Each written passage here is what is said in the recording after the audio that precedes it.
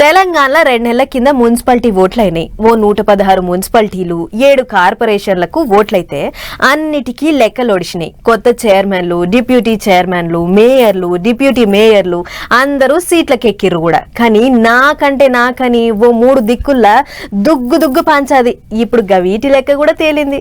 2 నెలల కొడిచింది 3 మున్సిపాలిటీల చైర్మన్ సీట్ల పంచాది. 116 మున్సిపాలిటీలు 7 కార్పొరేషన్లకు మున్సిపాలిటీ ఓట్లు అయితే అన్నింటి లెక్కలు తేలినాయి. కానీ 3 మున్సిపాలిటీల చైర్మన్లు, డిప్యూటీ చైర్మన్ల సీట్లు ఖాళీగానే ఉండే. కయ్యాలని సల్లబడ్డాక గావిటి లెక్కలు తెలిసి ఇయ్యాల.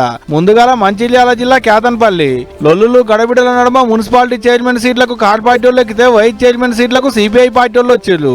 గొడిసెల సంధ్యారాణి చైర్మన్ అయితే మిట్టపల్లి సరిత అనే డిగ్రీ యొక్క డిప్యూటీ చైర్పర్సన్ అయింది. కార్ పార్టీ వాళ్లకు 10, సిపిఐకి 4, కాంగ్రెస్ కెంచి 7, ఇంకొకరికి 1. మొత్తం 22 వార్డులలో తలా ఇన్ని పంచుకోగా అందులో ఎర్రన్నలు కారు పార్టీ వాళ్లకు మద్దతు ఇచ్చేటాళ్లకు కారోళ్లకు పెద్ద సీటు, ఎర్రన్నలకు చిన్న సీటు. ఇక రంగారెడ్డి జిల్లా ఇబ్రహీంపట్నంలో కూడా ఇదే కథ. మున్సిపాలిటీ చైర్మన్ సీట్లకు కారు పార్టీ వాళ్ళు ఎక్కితే వైస్ చైర్మన్ కుర్చీలకు పువ్వు పార్టీ వాళ్ళు ఎక్కారు.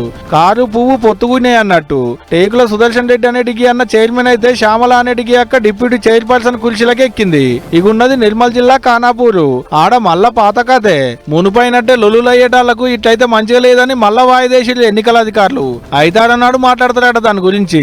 మరి అదన్న ముంగడ పడుతుందో లేకుంటే మళ్ళా ఎప్పటికైతే అవుతుందో తెలియదు. గానీ మున్సిపాలిటీ ఓట్ల ముచ్చట్ల మీద లేనిదో ఎగిలం మోపైతుందా అబ్బా.